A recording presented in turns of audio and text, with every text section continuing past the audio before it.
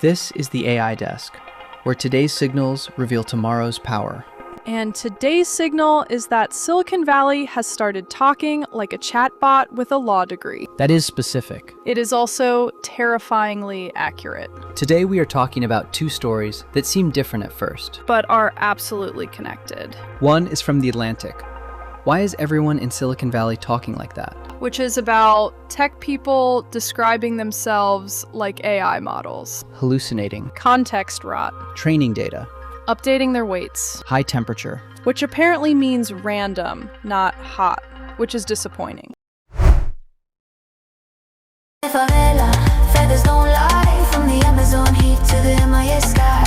This episode is brought to you by Mad Cheetah and their new album WTF, Where is the Forest? It's eco-pop engineered for the future. Bold beats, global rhythms, and a message that actually matters. If you want music that hits your brain and your heart, explore WTF by Mad Cheetah. That's MADCHITA. Streaming now on all major platforms.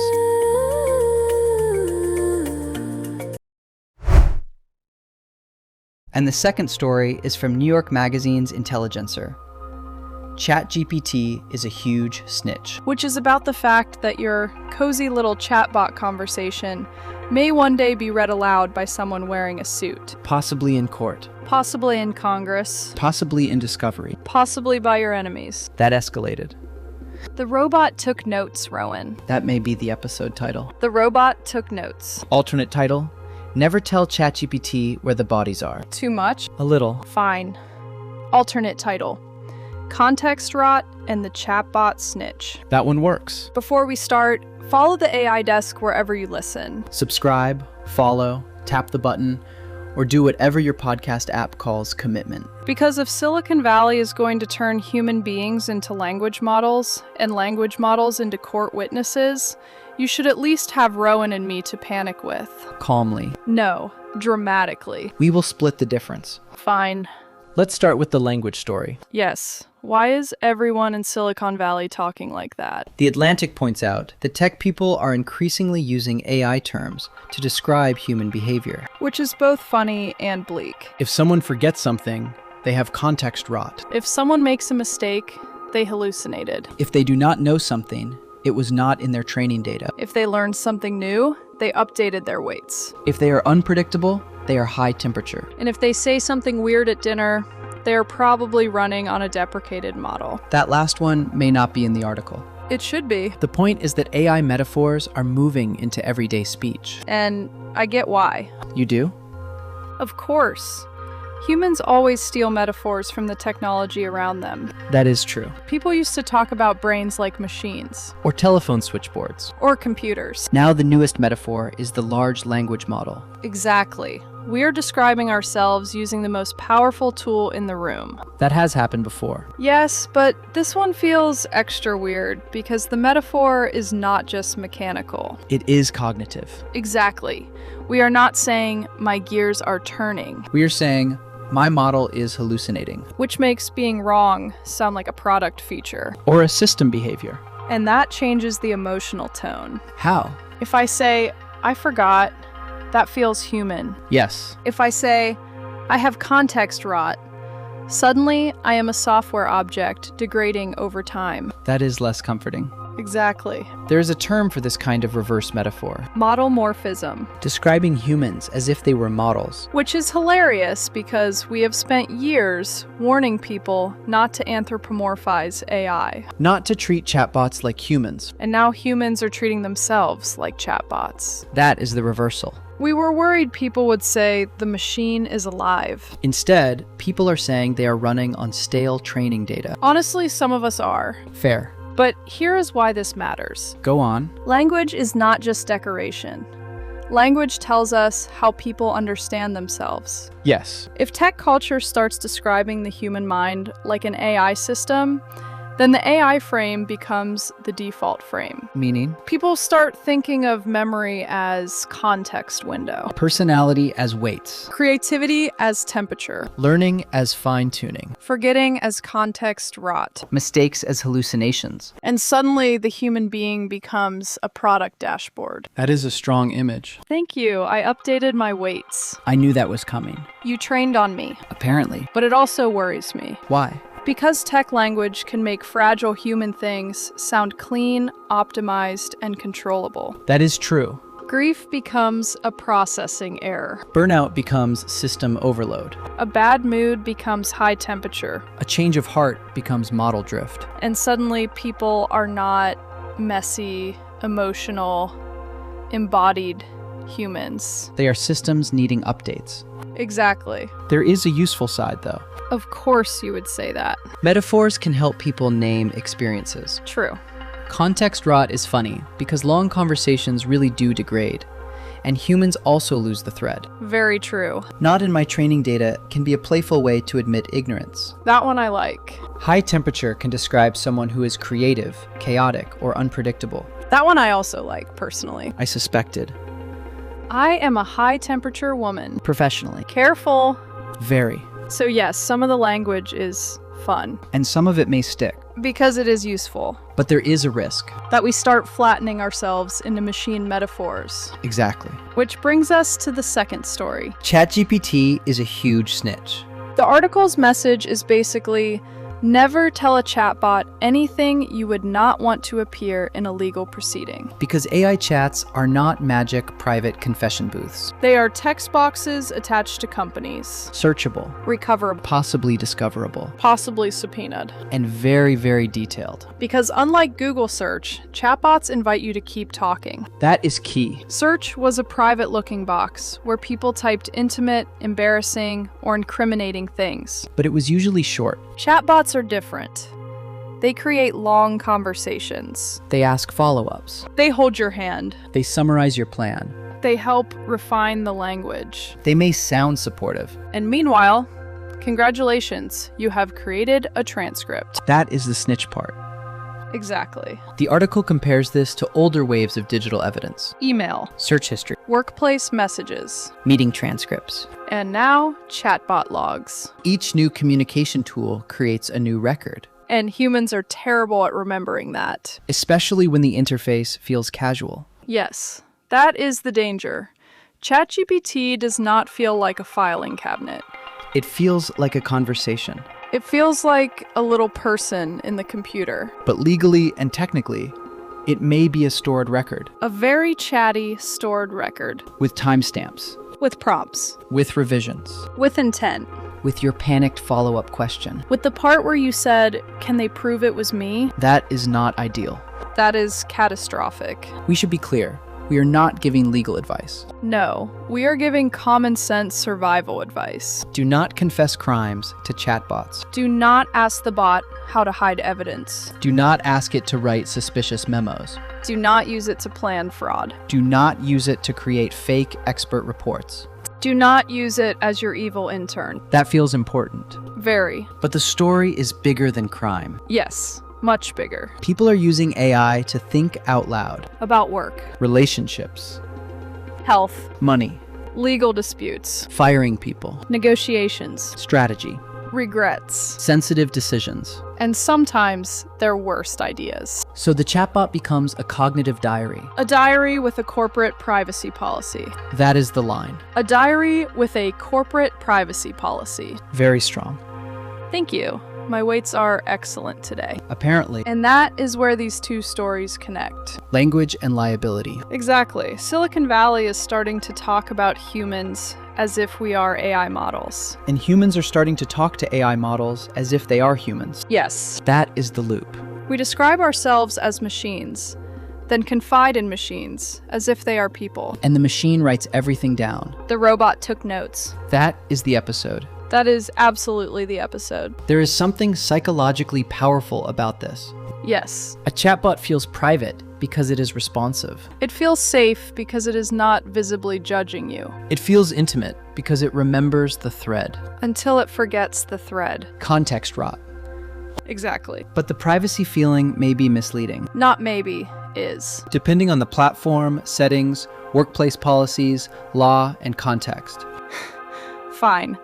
Legally cautious Rowan has entered the chat. Important. Yes, because a personal account, a workplace account, a school account, and an enterprise account may all have different rules. Correct. And most people do not read those rules. Also correct. They just type, "Can I get in trouble if..." And then the trouble begins. Exactly. So what should people do? First, stop thinking of chatbots as private brain extensions. Good. Second, assume sensitive chats may become records. Especially in work, legal, regulated, or institutional settings. Third, do not paste confidential information unless you know the rules. Company data. Client data. Medical details. Legal strategy. Financial documents. Passwords. Trade secrets. Your plan to fake a workplace injury. That was oddly specific.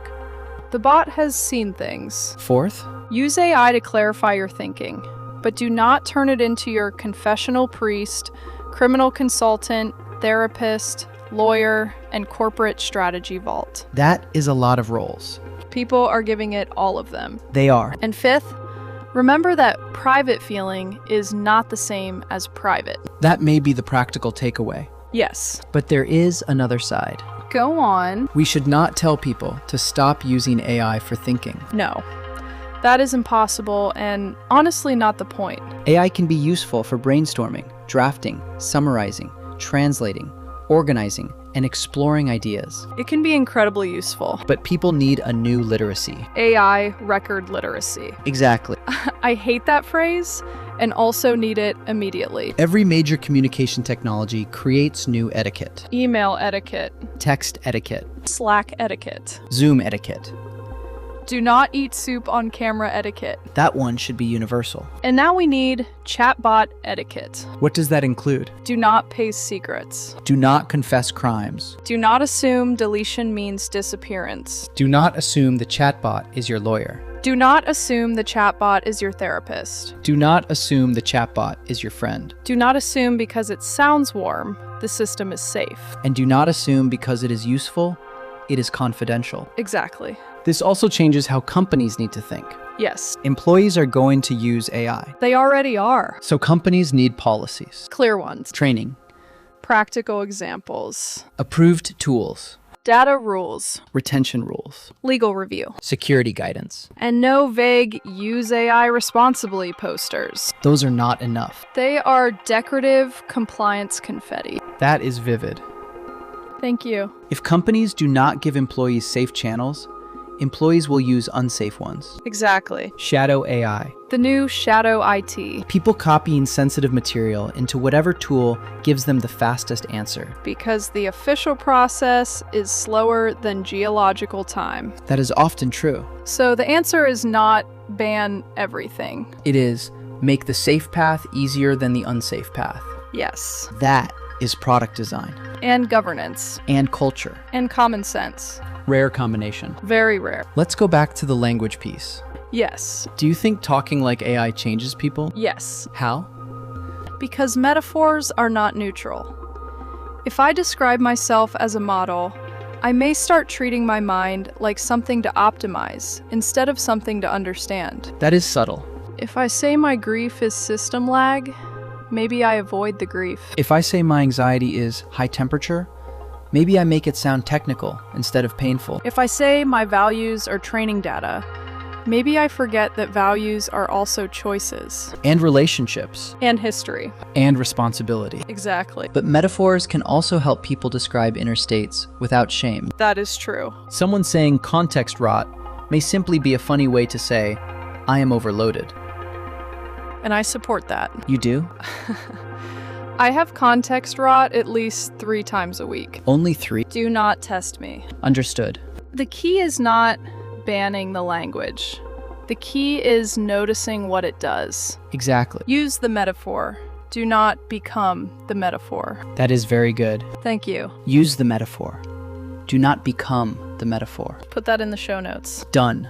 And maybe on a mug. So many mugs. Merch is a complex adaptive system. Apparently. Here's what scares me about both stories together. What?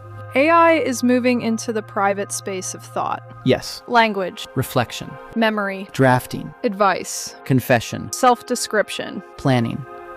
meaning. It is not just a productivity tool. No, it is becoming a thinking environment And because of that, it changes the language we use about ourselves. and creates records of thoughts we used to keep private. That is the deep connection. Exactly. AI is becoming both mirror and notary. Mirror and notary? It reflects you, then records you. That is unsettling. Good, it should be. A chatbot can help you think. And produce evidence of how you thought. It can give language to your confusion. And preserve the confusion. It can feel like a private room. But the room has logs. That is the warning. Yes. So what is the balanced position? AI metaphors are funny and sometimes useful. But humans are not language models. Chatbots are useful thinking partners. But they are not private diaries. AI can help organize your mind. But it may also document your mind. And if you are about to type something that starts with, "Can I get in trouble if..." Stop. Immediately. Talk to an actual lawyer. Or do not do the thing. Preferably both. Strongly both. This is where AI literacy has to grow up. Yes. At first, AI literacy meant knowing how to prompt, Then knowing how to fact check. then knowing how to avoid hallucinations. Then knowing how to protect data. Now, it also means knowing what kind of record you are creating, Exactly. and knowing when the metaphor is helpful or harmful. Yes. This is not just tech literacy, It is self-literacy, legal literacy, media literacy, privacy literacy, and maybe philosophy. always philosophy, The philosophers are booked and busy. as they should be. Here's my final thought. Go ahead. If Silicon Valley wants to talk like AI, fine. Say you have context rot. Say you updated your weights. Say your temperature is too high. But Do not forget you are a human being with a body, memory, relationships, responsibility, and consequences. good. And if you want to talk to AI, fine. Use it. Think with it. Draft with it. Brainstorm with it. Let it help you organize the chaos. But Do not forget, the bot is not a priest, not a vault, not a lawyer, not a therapist, not your best friend, and definitely not your co-conspirator. it is a system, A useful system. a persuasive system, A record-generating system. and sometimes, A huge snitch. there it is. The robot took notes. This is the AI desk. Where today's signals reveal tomorrow's power. And today's signal is that AI is changing not only how we work, But how we talk, how we think, how we confess, how we remember. and how much evidence we accidentally create.